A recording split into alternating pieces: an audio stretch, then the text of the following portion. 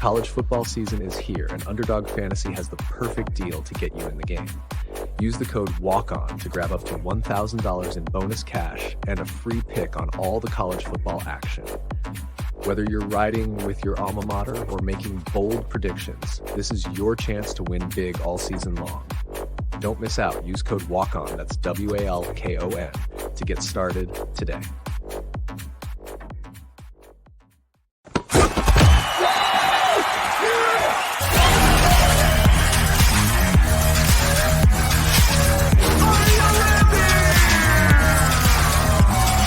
And now it's First and Goal with your host, Big Bear and the Curtain Guy. Welcome back, everybody, to another episode of First and Goal. We are coming to the close of non-conference season. Some conference games are going to be underway this weekend, including some Friday night lights, the initial Friday night Big Ten football games that you guys have either been waiting for or dread absolutely with a passion. We are your hosts. I'm Big Bear T. Tyler Urbanski. I'm the Curtain Guy, Cole Schutte. And back with us again, we have Jeff Booth, the Badger, here, bringing picks, bringing insight as we get into Big Ten football. Guys, before we get into what Week 4 has in store, let's kind of look back at the week that was. And the topic for discussion, at least in my mind, now after seeing what happened with Nebraska, what do we know? What do we not know about this Nebraska football team heading into Big Ten football? So the Huskers are off to a 3-0 start. They haven't been beaten thus far, but they haven't even beaten a ranked opponent since 2016. Their last home win over a ranked team being 2011 against Michigan State. Friday night brings that chance for Matt Rhule and company as they get an opportunity to rewrite that history against Illinois. Offensively, I think it all starts with freshman quarterback Dylan Raiola, as we've talked about in previous weeks. He's been nothing short of impressive in this debut season, throwing over 670 yards, completing 74% of his passes with 5 touchdowns, 1 interception. He's giving Nebraska the spark that they haven't seen in years and have been just waiting for. But it's not just Raiola. Nebraska's offense has undergone a complete transformation from last season. This team is averaging 421 yards per game, converting 50% of their third downs, and their running game, specifically led by sophomore running back Dante Dowdell, a sleeper pick of mine, is producing 171 yards per game on the ground. And then if you shift it to that defense, the Huskers have allowed just 3 points in their last game, but it still left the defense unsatisfied. Senior defensive end Ty Robinson said post-game that they were still frustrated with their tackling and execution. Despite that, Nebraska's defense has only allowed 20 points over their first 3 games, an impressive stat that places them among some of the top units in the country. Nebraska's next few games, though, offer a chance to build momentum facing tougher opponents like Ohio State, USC, and the upcoming games in October. But first, they have to prove that they can win the close games. And historically, Nebraska has struggled to close out those tight contests. They've lost 25 one-score games from 2018 to 2022. Matt Rhule's philosophy is simple, though. Foot on the throat. He wants this team to learn how to play with a lead, put games away, and they just haven't been able to consistently do that in the past. So all that being said, I want to know your thoughts on these Huskers, guys. We're going to get to their Friday night game here with Illinois. Two ranked teams matching up here as they kind of get conference play underway. Is that ceiling for Nebraska rising? So, Cole, I'll turn to you first. What do you think of this Nebraska team we've seen so far? I think on the eyeball test, they look better than what they have in the past, and that should give Cornhusker fans some confidence moving forward. But I'm with you in the sentiment that we don't really know in a lot of ways, right? And even after this Friday night game with Illinois, I don't think we're going to really know until we see them in that stretch against Rutgers, Indiana, Ohio State. You know, those are well, surprisingly, Indiana, but Rutgers and Ohio State, those are two of the more physical teams not only in the Big Ten, but in the entire country. And so I want to see how they stack up against that type of physicality, because it's one thing to say it about your culture, and it's another thing to go out and actually do it when you're matched up with other teams who have actually embraced it and become that over the last couple of years. We'll talk about it, coming up here in a few minutes, but I think this game against Illinois is going to tell us a lot. I think we kind of initially thought maybe Colorado would tell us something, but I kind of remember last year Nebraska stomped them 48-7, and then the rest of the season just kind of fell off after there. So them kind of putting the screws to Colorado really didn't shock anybody. I think it's now, what can you do for me moving forward? Can you make the rest of the season look better than it did last year? Yeah, I agree. And kind of shifting gears to another Big Ten team of what are we going to get? What are we not going to get from them? I think of Wisconsin. If you saw the game this weekend, they lost quarterback Tyler Van Dyke. He goes down with an ACL injury. He is going to be out for the rest of the year. And this is a Wisconsin team that has a lot of big games left in front of them yet to play. The production that they're going to have to get out of the backup is going to be really interesting. I don't know if you guys got a chance to, see them at all in this last week against the game against Alabama. Of course, Alabama really kind of laid the wood to them, but it seemed like there wasn't that same energy when Braden Locke came in and Tyler Van Dyke came out. Braden Locke, of course, had experience at, I believe it was Mississippi State before, if I'm not mistaken, but it seemed like that offense was floundering a little bit. They were unable to throw it as effectively. I guess I don't know. What did you guys get a chance to watch this game at all? And if so, what do you think of like where Wisconsin goes from here? Yeah, I was actually able to watch a good majority of it on Saturday, and I anticipated Alabama winning by quite a large margin. Obviously, we talked about it last week. I had Alabama well above that plus, or that minus 17.5 that I believe was on most betting sites. I had them at a 21-point victory, but to get stomped by 32 at home is not a good look. And I think my initial takeaway from all of it is Wisconsin very clearly has tried to up their offensive prowess when Luke Fickell came in, right? They tried to be a little more pass reliant, find more success in the air, not just rely on this plodding running game. And now this year, they brought in Van Dyke, who has a lot of experience, who has, a good arm. He did a lot of good things at Miami, and we didn't really see the whole downfield attack that I think we were thinking about, or that we were anticipating for this season.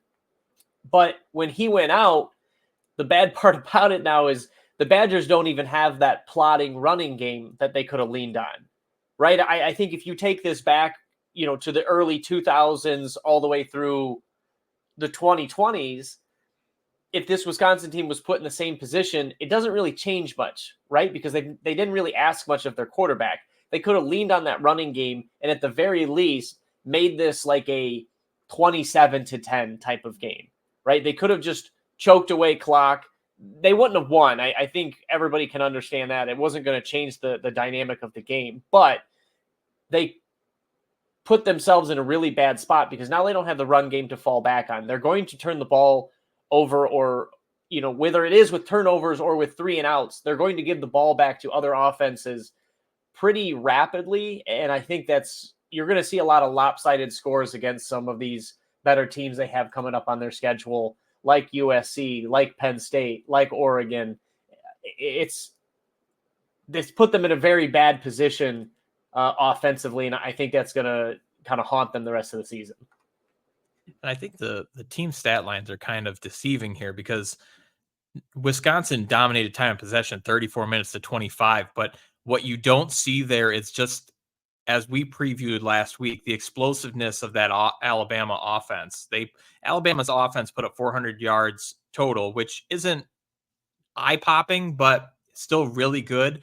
And when you look at the drive charts, all but one of Alabama's offensive touchdowns was by 5 or less plays.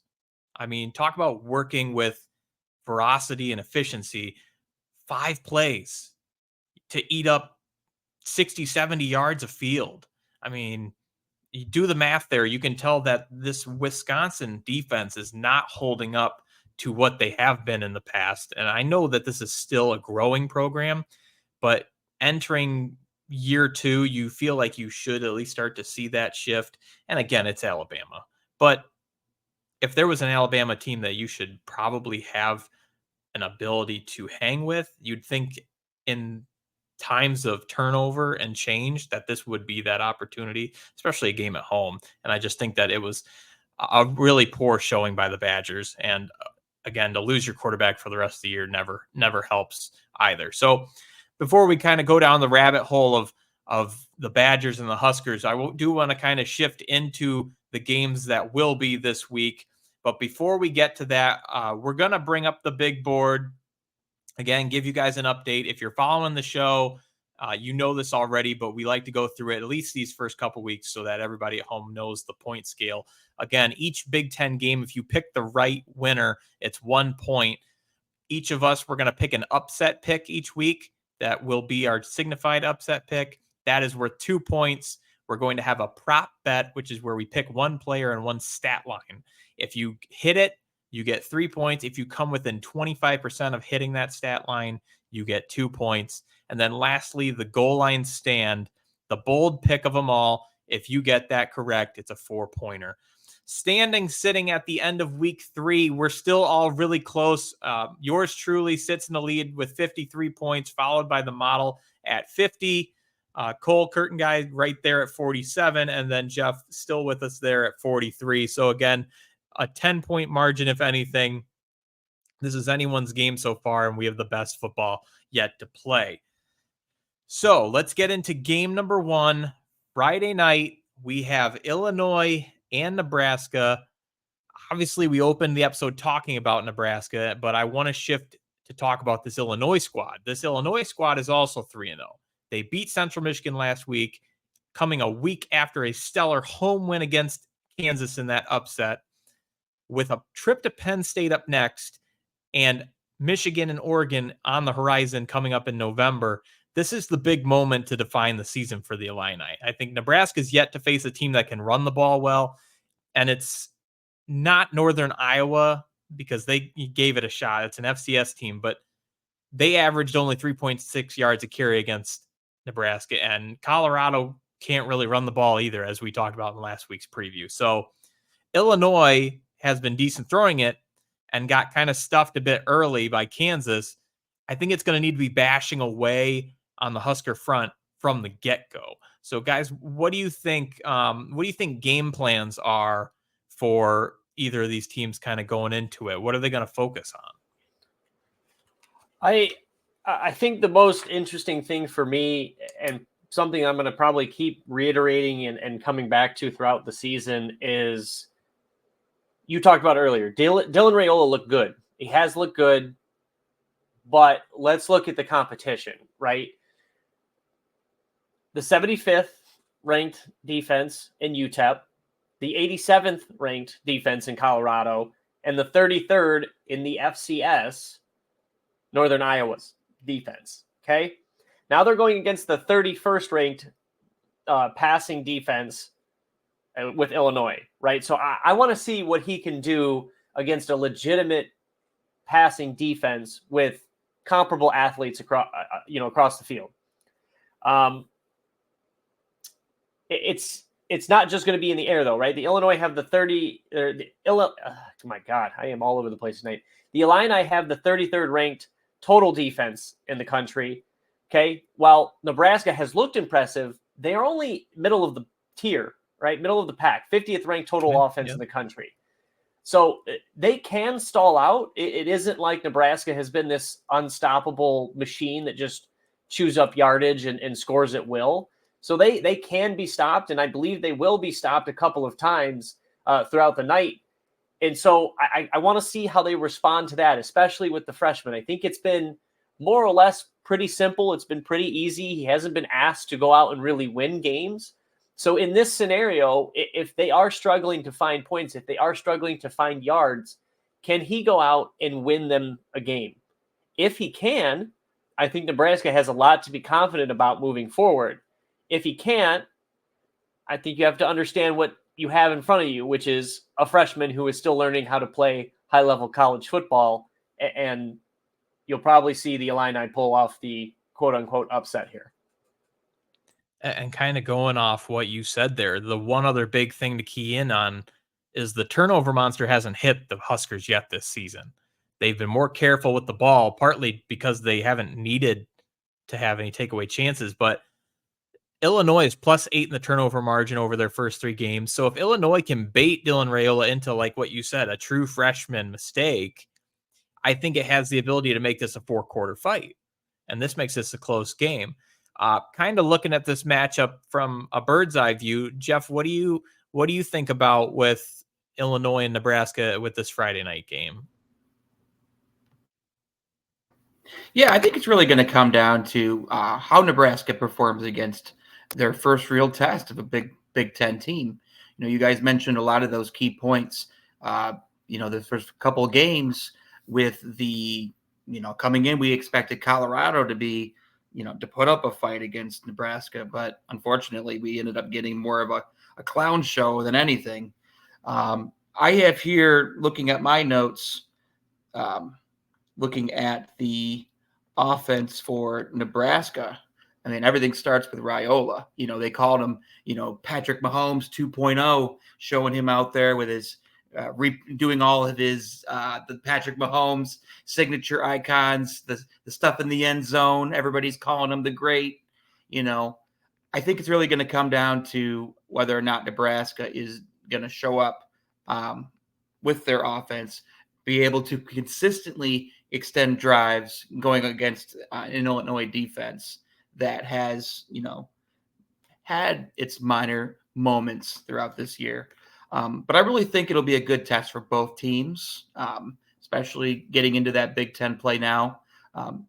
This is the time for Nebraska. If they're going to put up, why not show us on the first Big Ten Friday night game when everybody's watching, especially, coming in, looking at, how Illinois has been performing. They're both 2-0. They're both 2-0 coming in undefeated. So, what better way to extend your season and, show why you could be a contender here in the Big Ten. Yeah. So getting to the picks for this game, again, to cap this all off, I think it's the first time all season the Huskers will have to get physical and try and handle a talented secondary. That Illinois defense has only allowed at most 17 points this season, and that's a very good Kansas team nonetheless. Illinois, I think, is great at bringing the energy on the road, especially when they're not favored like they are in this matchup, Nebraska by less than 7.5. They should try and push the Huskers all 4 quarters. I mean, helped by maybe 2 takeaways. I'm going to say that there. Maybe they get 2 takeaways and they dial up pressure on Raiola.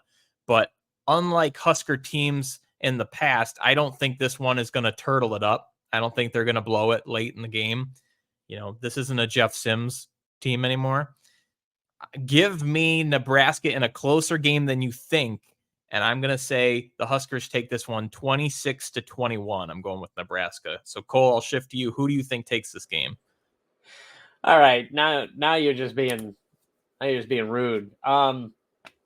We apparently think exactly alike on this because I also have 26-21 in favor of Nebraska. I saw the spread was at 8.5 at one point, come down a little bit. I think everybody kind of feels the same about it, right? That Nebraska is good. Illinois is going to give them a test, but this is not the same Nebraska team that we've kind of grown accustomed to, where they blow these 1-score games and they hold on, they find a way to win, and they move to 4-0 in the season. And I think everybody starts paying a little more attention to the team in Lincoln. Jeff, what do you think? You rolling with Nebraska as well, or are you taking an upset here? No, I'm going to stick with Nebraska. I agree with you guys. I think the game's going to be close. Both the defenses are going to have to keep the scores relatively low.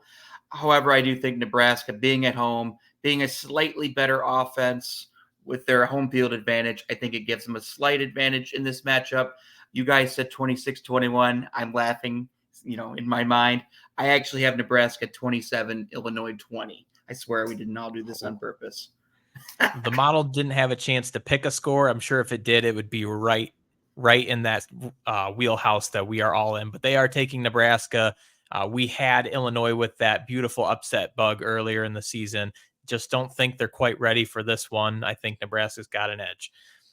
Moving to game number 2 on the marquee matchups, we have USC, number 11, coming to play number 18, Michigan. I have a lot of thoughts on this, guys, but without getting long-winded, I'll kind of break it up. This is just the 11th meeting between these two schools, the first regular season meeting since 1958. They did meet in 2006 in the Rose Bowl, however. For USC, you have to be feeling pretty good about your offense, how they've transitioned from Caleb Williams to Miller Moss so far this season. For Michigan, though, I feel like it's a complete 180 with their offense. At quarterback, there's more uncertainty now than when they opened the season. In the preseason, it was pretty much seemed destined that Alex Orji was going to be quarterback number 1. But when we arrived at week 1, we found out that Davis Warren was getting the nod, and he's played less than stellar against subpar competition. In particular, last week against Arkansas State, where he threw 3 interceptions. In my personal opinion, though, and this is probably going to be to the displeasure of many of our Michigan fans at home listening, so I'm sorry to them as I say this, but hear me out for a minute. I feel like the fans deserve better than what they've gotten so far from Michigan. They were told they had 3 quarterbacks to choose from coming into this preseason, adding freshman Jaden Davis to that competition in the previous offseason. But some of you knew better than to believe that. And you knew in the long run that Alex Orji was probably going to be the one to earn that starting job. But when you think about that from the top level of this Michigan program, if Jaden Davis is too young to hold QB1, if Alex Orji doesn't quite fit the mold of your current scheme and how you want to run a quarterback, and Davis Warren is everything you want him to be on paper, but he can't show out on the gridiron, essentially you've been told that you have 3 quarterbacks, but in reality you have none. It's nearly impossible for this offense to have any sort of continuity and rhythm under that current situation until Sherrone Moore and his staff lock down a consistent starter. That's my personal opinion. So I think Michigan is going to start to run out of time to do that. And it starts this week with USC. We know there's harder games coming down the line.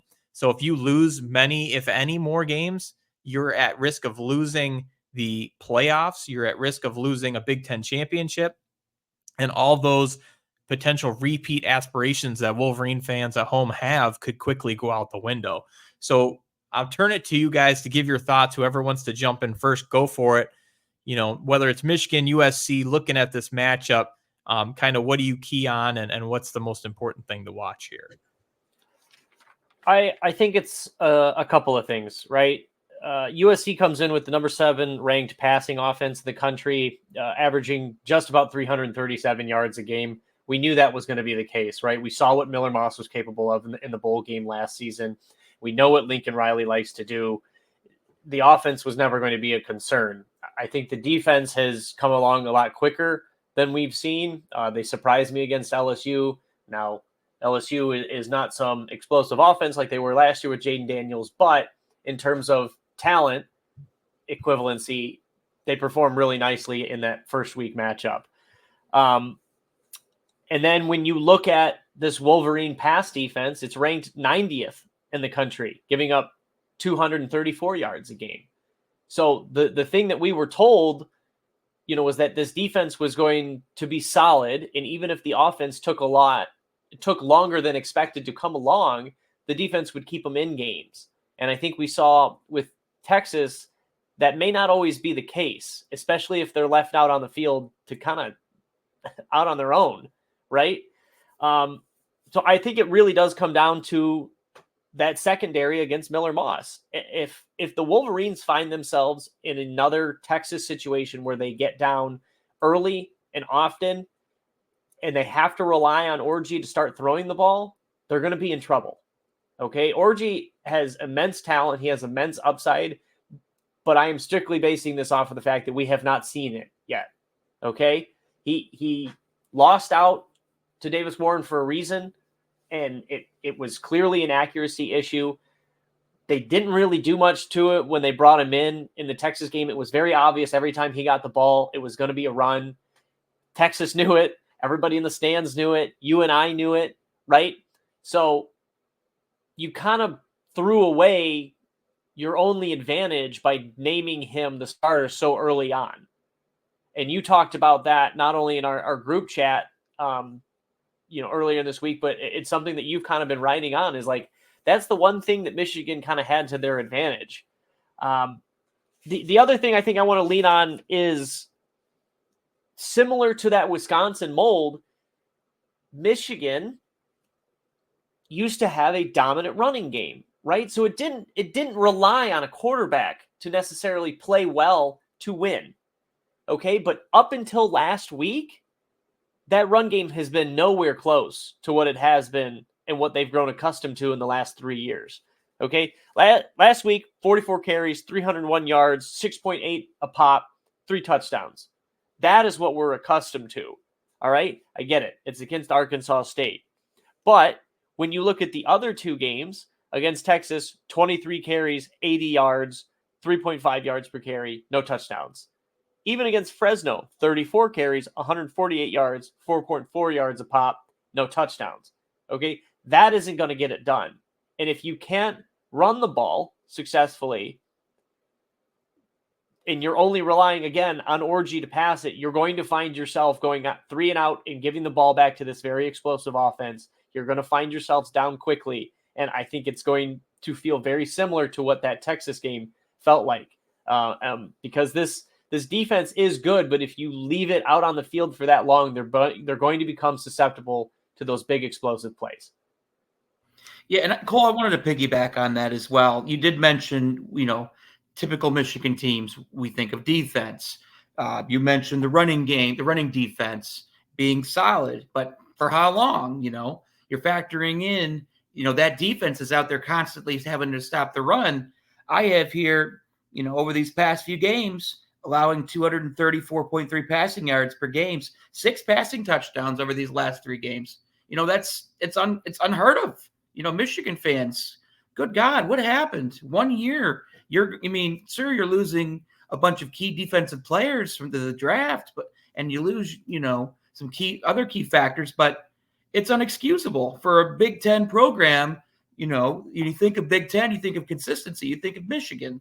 And, when you have these powerhouse teams coming in, like a USC, who's, predominantly made for their passing, of course, with their strong running game as well, you're not going to win ball games that way. And the fact, even going into last week, watching Arkansas State score that last, touchdown to cover their spread when everybody thought that game was basically over. I mean, it's crazy. It shouldn't be like this. I think they really need to get their shit together. It's unheard of. And, I'm not a Michigan fan, but, like you guys said, I feel for him. It's tough. You come in, you're so excited, you have all these expectations, and then, you can't just blame it on Sherrod Moore because, he's not coaching defense. He's got other things he's worried about too. So, yeah. I think it's interesting that you mentioned the 6 touchdowns in the first 3 games, because that kind of sparked something. I mean, I just went and looked it up.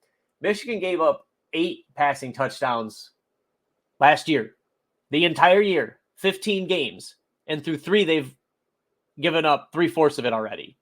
That's not a good sign. So I agree with you.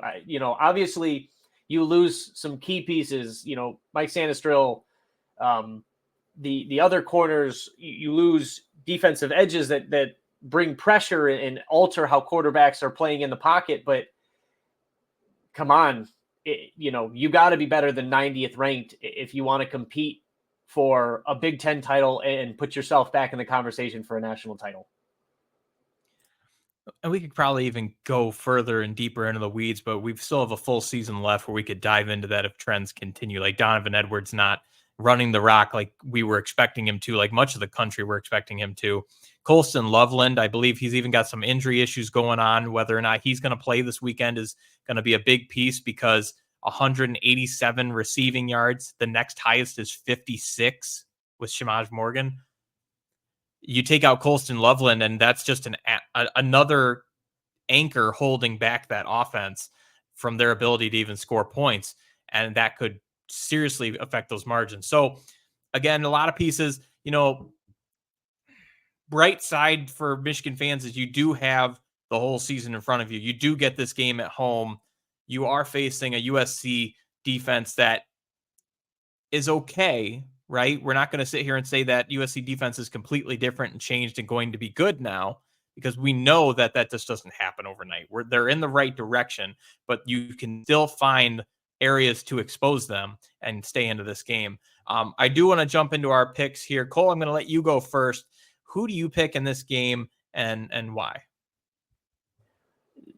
I have to go with what I've seen in the last couple of weeks, and I think that Texas game still looms a little large in my mind, that when you equate talent like that and seeing the struggles of the Michigan offense, I think USC they kind of wear down Michigan again. And it might be closer this time through halftime at least, but I think that explosive passing offense of the Trojans ultimately ends up being too much for a secondary that looks a bit out of sorts right now. So give me USC 35, Michigan 20. I do think they will be able to run the ball in some capacity against this Trojan defense, but ultimately I just don't think they find enough success in the pass defense to keep the Trojans out of the end zone enough. Jeff, how about you? You stick with Michigan, or are you taking USC in a big win? Given USC's balance on both offense and defense, I feel like they're more equipped to take control of this game early. Michigan's reliance on the run is going to really end up biting them in the butts, especially with USC's defense. Again, with USC's balanced offense through the ground and through the air, I just don't think Michigan has it. Unfortunately, it's not going to happen this week. I say USC 31, Michigan 20. Unfortunately, guys, I'm in that same boat. USC's rested. Is Michigan going to be able to get pressure on Miller Moss? He's not really making many mistakes. He's throwing the ball well. They're getting downfield plays. They're converting on third down. They're keeping drives going. There's a lot of pieces moving in the right direction for USC right now, and I think that gives them that edge. So I as well am going with USC in this one. I'm sticking with that weird margin that I had for the first game. I've got 26-20 USC. I don't think there's big scoring here, but I also don't think it's going to be like an Iowa type 14-17 type game either. So USC for me as well. But here's a catch. The model, granted, not keeping that human element to it, it goes strictly off statistical thoughts. It picks Michigan here. I think, and I can't tell you its reasoning, but I have a feeling that it's sticking with the fact of this is USC's first Big Ten matchup. This is a Michigan team that gets to be at home for the third straight week, coming off of one, a bad loss, and then two, kind of an okay win where they didn't play a complete game. I bet you this week, the emphasis for Sharon Moore and that staff is Michigan has to play a complete game. Through to through, no matter how close that margin is, you have to play whistle to whistle. And again, first Big Ten game could be an eye-opener, could not. I think that's where the model comes in at and gives Michigan that edge. So we're going to move to game number 3 on the big previews. We have Rutgers and Virginia Tech. This game comes 3:30 on the ACC network. Virginia Tech holds a slight advantage here with a 3.5 spread. Cole, I'm just going to kind of kick to you from the start. We know that we're really high on this Rutgers team. They're 3-0 so far. They're playing good football. Virginia Tech kind of slipped up early against that game against Vanderbilt in week 1. They've kind of jumped back. I'm curious your thoughts on this matchup as it comes up this weekend. Yeah, I think it's two teams that are in some pretty similar positions, but for very different reasons. They both really need this win, but they're coming at it from two sides of the same coin, right? So Virginia Tech, I had mentioned it in our previews, just kind of generally talking about the college football world, is that was a team I really thought would be successful this year and compete in the ACC, because I thought they had a nice base of a team, and then they really went out and addressed their needs in the transfer portal. And so I thought they would have a very strong team moving, forward throughout this 2024 campaign. And then they lost week 1, and that all went out the window, and it felt there was a very different feel to the whole program at that point.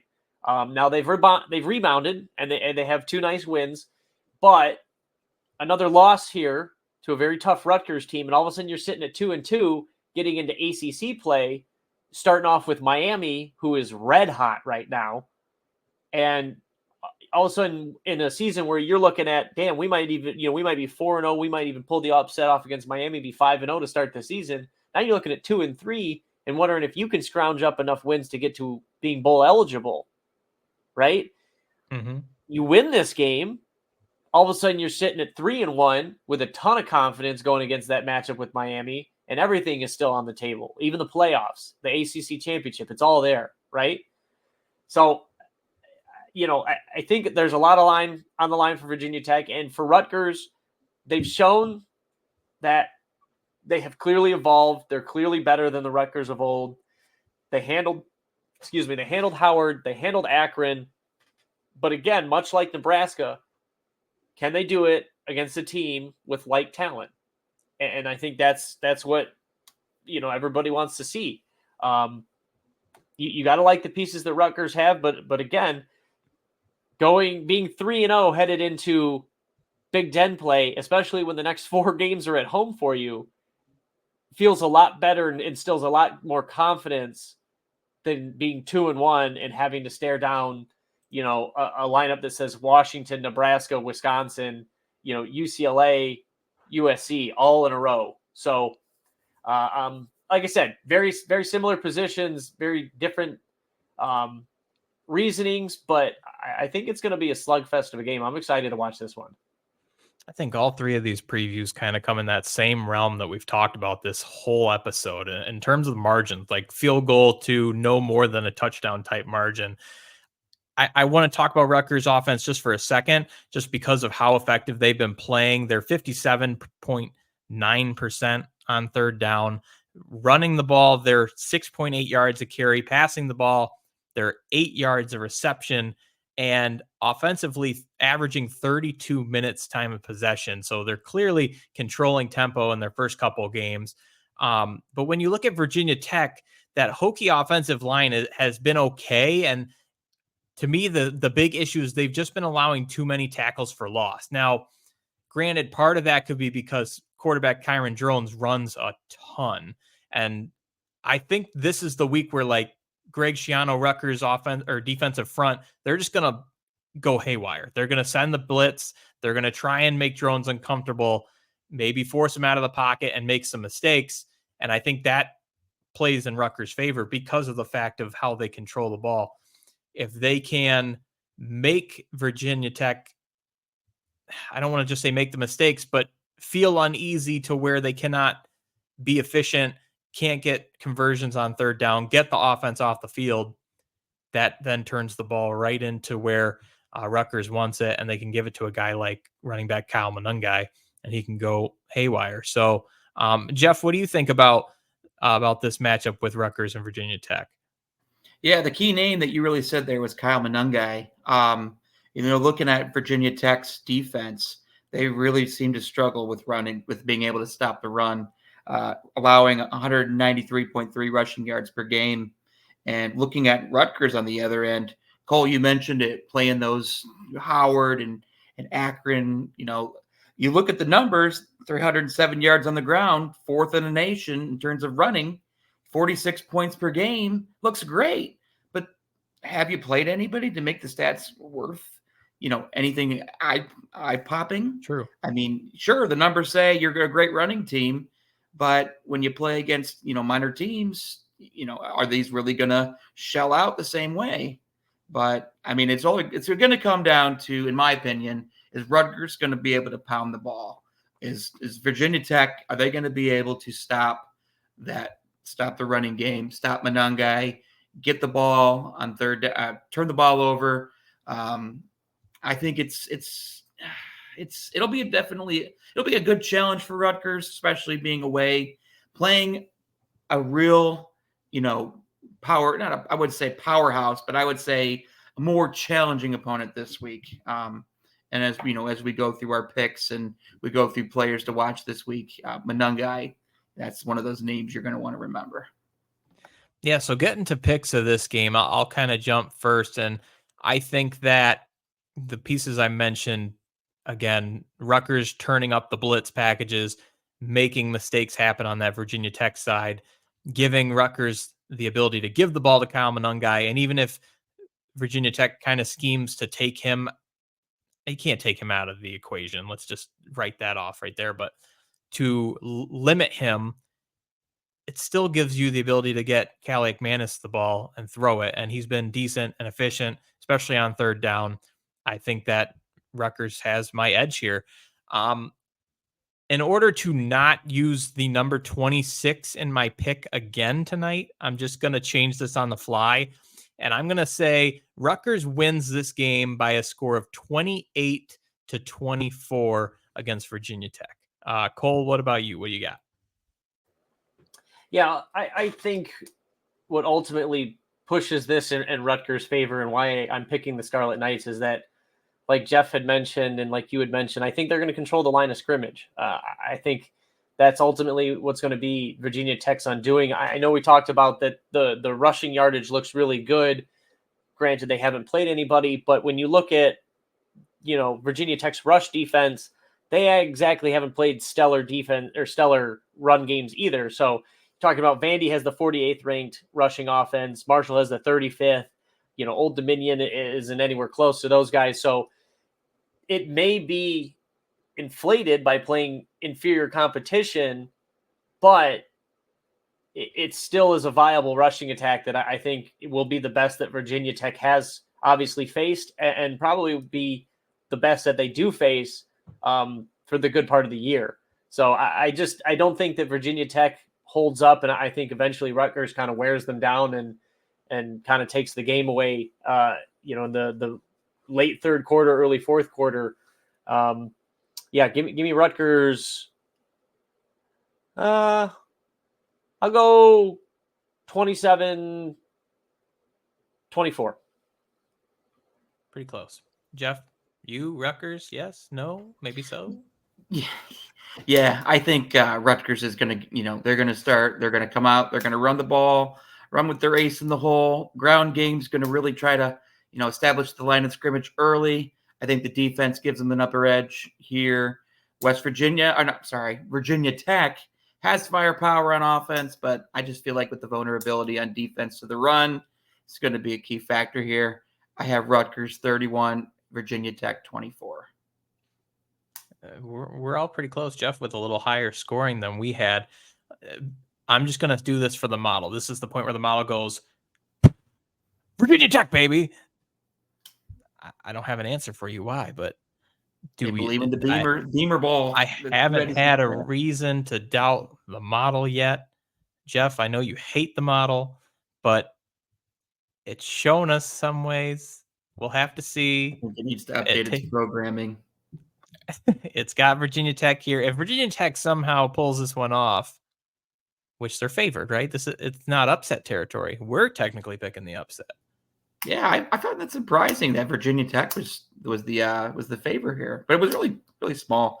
Has the spread changed since we last looked? Has anybody seen? I mean, I think it's still 3.5. It's so close. It's floated around 3.5 the entire week. Wow.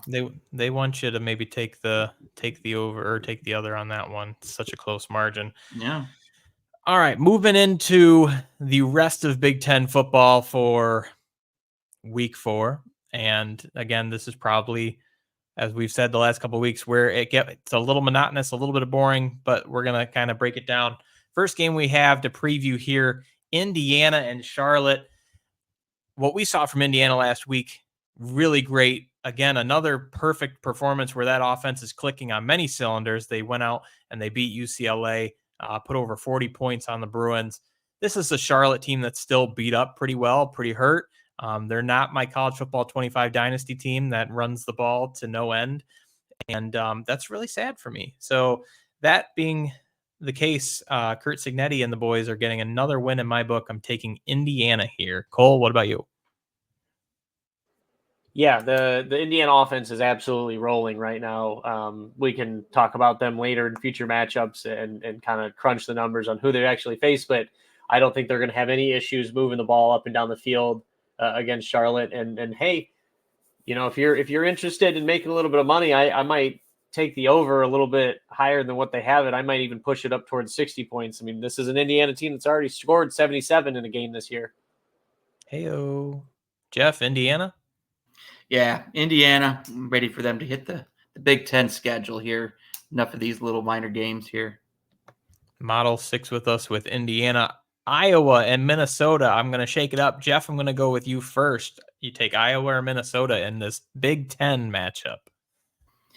So yeah, last time I talked to you guys about Iowa, I was pretty excited about that offense, and boy, was I proven wrong, especially with the stinker that they had with Iowa State. I'm going to go Iowa. I think they're going to do enough to be able to handle Minnesota on defense. Iowa, hopefully, don't let me down this week. 27-20. I think they're going to find a way. They want to start strong in the Big Ten. They got to try to put up some more than 12, 13 points in the first half. Try not to put me to sleep here. Do a little bit more. I know the best way to put that whole thing to bed. Change the channel. Cole, Iowa, sticking with the trend. Yeah, I think I'm probably still a little hurt after Minnesota choked it away to North Carolina to start the year. And I think, again, I know there has been some concerns with that Iowa offense, and it hasn't been as pretty as maybe as we thought it would be, but that defense is still outstanding, and I think Minnesota is going to have a hard time moving the ball on them. When you mentioned the choke job against North Carolina, that just reminded me about Iowa's choke job against Iowa State. And when you put two choke jobs against each other, well, we're not going to go down the road. Iowa, for the rest of us here on the picks, we're going Maryland and Villanova. All right. Do we really have to go through this one? I'm sticking with Maryland. Maryland's been high on my list. They're staying high on my list. They had that little mess up against Michigan State. I think that they're running better. I like Billy Edwards. I like where the offense is going. Give me Maryland in this matchup, maybe by 3 touchdowns or more. Cole? Yeah, they shouldn't struggle against an FCS team. Maryland should win this and win this running away. Jeff, Maryland? Hey, you know what? If this was a basketball game between Villanova and Maryland, I'd say, you know what? Let's get the popcorn and watch this game. But then I realized it was football, and it made me sad. So Maryland, again, let's finish up these little low-level games. Let's get into some real competition, please. The Model 6 with Maryland, too. And speaking of Jeff's whole determination here with the Big Ten ACC Challenge we got going on here for basketball, we have Michigan State and Boston College going as our next matchup we're talking about. Cole, are you taking the Spartans' hot start or Boston College in this one? I like what Michigan State has done so far in the year, but I think Bill O'Brien is the better coach. I was really impressed with Boston College's win over Florida State, and I get it. We've seen what Florida State is. They are quite literally dog shit, like their fan has to eat, and we will find you. You will eat dog shit. Wow, what a line. Boston College, Michigan State, those are two of the bigger surprises in college football this year. And the team that plays the most poise here takes home the dub. Michigan State commits too many penalties. Boston College averages only 26 penalty yards a game. I think the Eagles are going to win this chess match. Take Boston College. Jeff, Boston College or Michigan State? Come on, gentlemen. Don't tell me you didn't watch that Michigan State game last week against Prairie View. Come on. Spartan defense only allowing 11 points dominating the run, only giving up 78 yards rushing on per game. Balanced offense, scoring both through the air and on the ground, only nearly averaging 28 points a game. Boston College, they just came off that loss against Missouri. Oh, man, I don't know. That 27-21 loss to Missouri, I think it's going to mess them up. I'm going to be the wild badger here. I'm going to say that Michigan State is going to find a way to shock everybody. I say Michigan State wins by a field goal, 24-21. I think that the Eagles have to rely on their rush game, 200 yards rushing on the ground per game. But Michigan State's defense remembers that they were once upon a time one of those Big Ten programs that everybody feared. I think it's going to give them the edge. So give me Michigan State. Go Sparty. Ooh. Our first upset pick of the day, ladies and gentlemen. The model says no. The model says Boston College, Jeffrey. And Well, the model says you and the model can go out in the parking lot and have a little moment from Office Space, like the guys in the printer, and that would be must-see TV on all our TikTok threads. Northwestern and Washington. Look, the Huskies lost a really, really difficult game with Washington State. I don't know if I necessarily agree with running that 4th and goal to the boundary. Can't go back and change it now. We knew John Mateer. I previewed him last week. He was going to have a good game. He had a great game. But I don't put this Northwestern team on the same level that I put Washington State. And for that reason, I am taking the Huskies in a get-back game here, probably by double digits. There's a hot one for you. Huskies by double digits. Cole, what about you? Yeah, I'm with you. I think they rebound really nicely after the loss to their rival last week and get a win in Big Ten play and keep it moving. Jeff, not Michigan, Washington or Northwestern? I have Washington with this game here. Coming off that loss against Washington State, averaging 478 yards, 28 points per game. Defense only allowing 122 rushing yards, 150 yards passing per game. Northwestern defense is giving up 272.3 yards, 13 points on the game. I'm going to go with you double digits. I say Washington wins 31-20. Love it. We are getting to our last 4 games because apparently we're all either getting to the point where we're playing each other or we're getting a couple of bye weeks. We have Ohio State and Marshall. Remember, I shared this on Twitter. I shared this to you guys, but everyone at home should know that the Marshall head coach is giving out NIL, unlimited all-you-can-eat Tudor's biscuits. If you want to go play for Marshall, go enroll at www.marshall.edu. I'm sure that's where you can sign up for football too. I don't know. I don't go there. Don't quote me on it. Jeff, go to you first. How bad does Ohio State beat Marshall this weekend? Oh, wasn't Byron Leftwich? Isn't he still the quarterback for Marshall? I mean, that's the last time they were relevant, right? Or was that when Randy Moss was there? I don't know. All I can tell you is we are not going to pick Marshall this week. We're going with Ohio State. I like that one. That was creative. Gosh, Byron Leftwich gives me so many bad memories back when they played the Toledo teams in the old MAC days back in the late 90s and early 2000s. I also go with Ohio State here. I think this is a perfect opportunity for this offense to once again just gel and get everything set to go before Big Ten play. Cole, Ohio State by how much?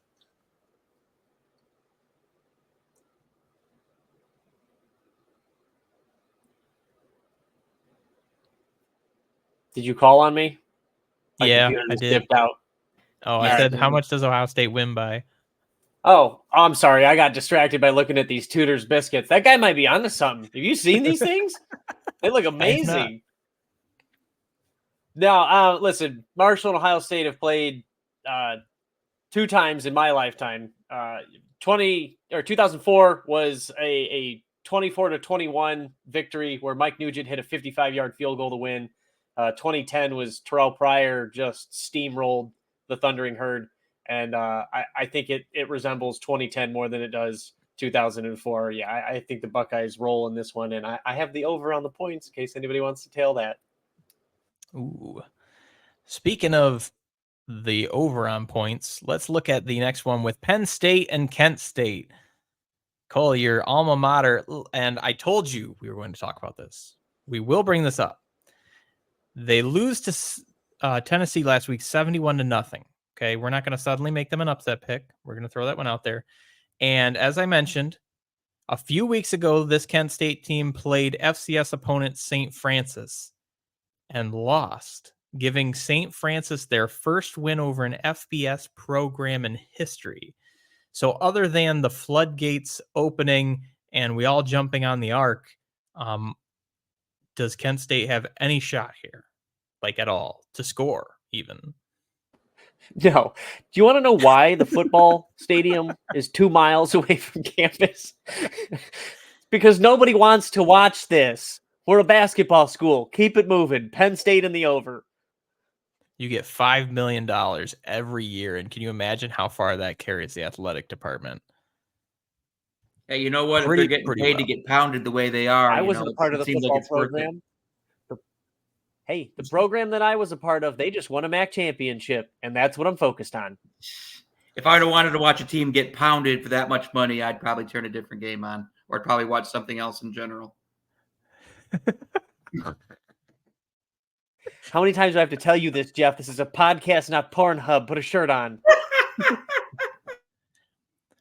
Oh, hopefully no family watches this. All right, last two games of the episode: Purdue versus Oregon State. This game comes down solely to offensive efficiency in my book. Purdue has an advantage in personnel with Devin Mockabee, Hudson Card, but the Beavers, I think, are going to use their run game to control the tempo, and they're just going to wear down Purdue running the ball, I think. I think the Beavers are going to pull out a close one here at home, and I think I'm taking Oregon State in a get-back game by a field goal. No specific score, just a field goal game. Jeff, what about you? Oregon State or Purdue? Boy, I'll tell you what, both these teams really pissed me off last weekend. I'm watching Purdue thinking that they had a chance against Notre Dame, only to watch them put up a serious stinker on live television. Oregon State, again, getting my hypes up, thinking maybe this would be the day that they take down the Ducks. Again, wrong again. You know what? I think both teams suck. However, if I have to pick one, Purdue's struggles are going to be more of a key here than Oregon State's ability to move the ball on the ground. I think the Beavers have the edge here, especially with Purdue's inconsistent offense, if they even bother to show up this week. I have Oregon State 34, Purdue 21. And let's also point out that the next time you see Purdue play an Oregon team, we will be together sitting in that stadium. Maybe, unless you pick against the Ducks again before then, in which case you will be in the car alone with no air conditioning. No, trust me, we already established that deal. I'm keeping my mouth shut for that one. Cole, Oregon State or Purdue? Oh, that's just the way I envision Jeff going, is getting locked in a car in a parking lot of Ross-Ade Stadium. Beautiful. Yeah, listen, I didn't bet him, but I picked Purdue to pull the upset off last week, and that might be my ultimate dumbass moment of my life.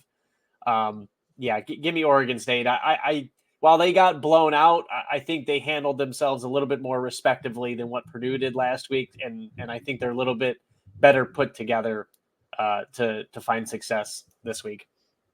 I'm telling you, that Notre Dame inefficiency, like the one thing Notre Dame's consistent at is being inconsistent. So I can't recall if they have a bye week this week in week 4 or if they're playing, but I would almost say pick whoever they're playing, because more than likely they're going to lose. Like that's just how it works for them, apparently. Last game. Shut up. Last game. We're going to talk about UCLA and LSU. Cole, I'll go to you first. LSU gets beat by USC. Do they lose to another team from Los Angeles? No. Listen, UCLA was welcomed into the Big Ten with open arms and has subsequently just put themselves down as the new doormat of the league. They are atrocious. And I don't think LSU is going to have any problems in beating them. It's unfortunate, but I also know it to be true. And I'm taking LSU here. It's just a talent gap, truthfully. UCLA is not where they were 2 years ago. They probably won't be there for at least another 2 years. And I think LSU handles business here, especially at home. Jeff, LSU as well? So, fun fact, UCLA has only scored 2 touchdowns this year, only averaging 14.5 points.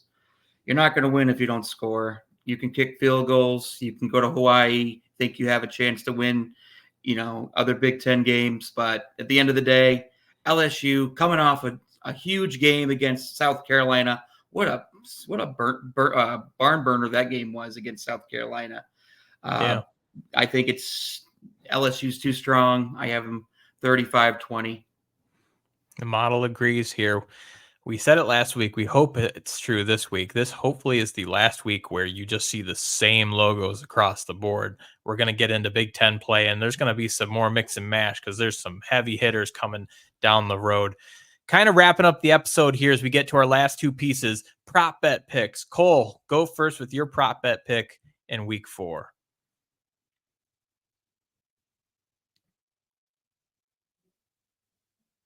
Let me unmute myself first.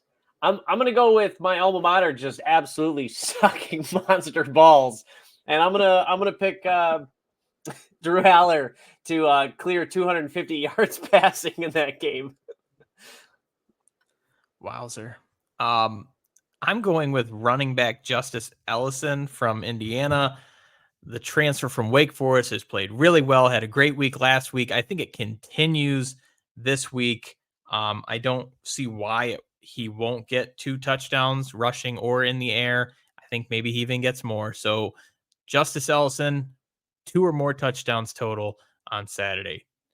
The model going with running back Donovan Edwards from Michigan, sticking with his theme of not being efficient or really competing in general on the field, has Donovan Edwards less than 75 yards on Saturday against that USC defense. And then lastly, Jeff, give us your pick for the prop bet. Sorry, I haven't pulled a Kent State there. No, I'm going to go under on Orgy this weekend for Michigan. Michigan, I don't think the quarterback situation is going to get fixed this week. I think Orgy's going to come out. He's going to try to run the ball. They're going to try to establish themselves with the run. USC's knowing that the only way they're going to win, the only way Michigan's going to win is if they have to pass. They're going to be ready. We're going to be talking about whether or not Orgy was the right decision this week. Give me the under on his passing yards. And like Cole said at the beginning, announcing that on a Monday made absolutely no sense. You gave USC the entire week to prepare for your quarterback now. The element of surprise is no longer in your favor. I disagree with that one wholeheartedly. All right, Badgers picks, everybody. Underdog Fantasy, if you're able to do fantasy drafts at home for college football, remember, you can join, if you aren't already, with our Walk-On Redshirts code. It's code WALKON, WALKON, and you can get up to $1,000 of bonus cash as well as a special pick for college football. Jeff, give me your picks for this week's Underdog. Yeah, so this week we're going back to Washington here with Will Rogers. Known for his passing, putting up consistent offensive impressive numbers. Going against Northwestern, I think he's the game for Rogers to excel. His ability to make quick decisions, getting the ball quick and accurately, avoiding sacks and turnovers, targeting his key receivers quick, taking advantage of Northwestern's weak secondary, being able to manage the game. You should be able to have high completion rates, should be able to avoid some of those risky throws. And I feel like if Northwestern is applying that pressure, Rogers is going to be able to overcome and make those smart drives and keep the play alive. As we go to Kyle Monangai of the running back for Rutgers, I already mentioned earlier, they're going against a team that struggles against the run. I think they're going to pound with Monangai early, so I feel like that would be a good pick for you this week. Jeremiah Smith, what can I say other than Jeremiah Smith? man is the next Jesus. I think he's just people in Columbus are starting to forget about Marvin Harrison, although we do love Marvin Harrison and with our fellow Ohio State fans. Oh but my God, we're going to hell. There's no Jeremiah Smith. That's all I can say. That man is a god. And last but not least, we're going to Justice Ellison. What can I say about him? Again, we have I feel like if you call him a disciple, I'm logging off right now. Jesus, guys, right in the middle of my take. I feel like Ellison's going to see some opportunities to connect with to make some connections here. I feel like the pass game is going to be weak here. Great opportunity for Ellison to catch some balls in the backfield. Maryland's going to be using their balanced rushing attack here. Should be significant for him to get some good rushing yards here. Defense struggles against the rush. The key for Ellison here is depending on Maryland's overall offensive line, game strategy. They can get established run early. I feel like he could have a very productive game. As always, be sure to gamble or bet responsibly. At the end of the day, we're just guys making silly picks, calling freshman wide receivers Jesus. So, go and play responsibly and, remember to have fun. I got nothing. I mean, we've had an interesting episode. Yeah, we're all going to hit up our respective churches this weekend, however you practice. And one thing I did want to say about the picks, Will Rogers, why that makes it a really good pick is, knock on wood, which I know it doesn't work sometimes. He has no interceptions so far this year. That's my bold pick for the week, because I don't think he throws an interception this week either. Turning the ball over doesn't really happen, so I think that's even better for that Washington offense to continue. Justice Ellison, like I said, he's going to get his own. I think he's going to score multiple times in this game against Charlotte. I think that's a good pick as well. So that being said, we're going to bring ourselves back reeled in with our quality control here to finish out the episode. Guys, remember, follow, like, subscribe to us if you've liked or just been absolutely shamed by everything we've said tonight. Spotify, Apple Podcasts, YouTube, Twitter is where we belong, I think, and also Instagram as well. So we'll close out this episode before it gets any worse. We appreciate you guys being here. This has been First and Goal.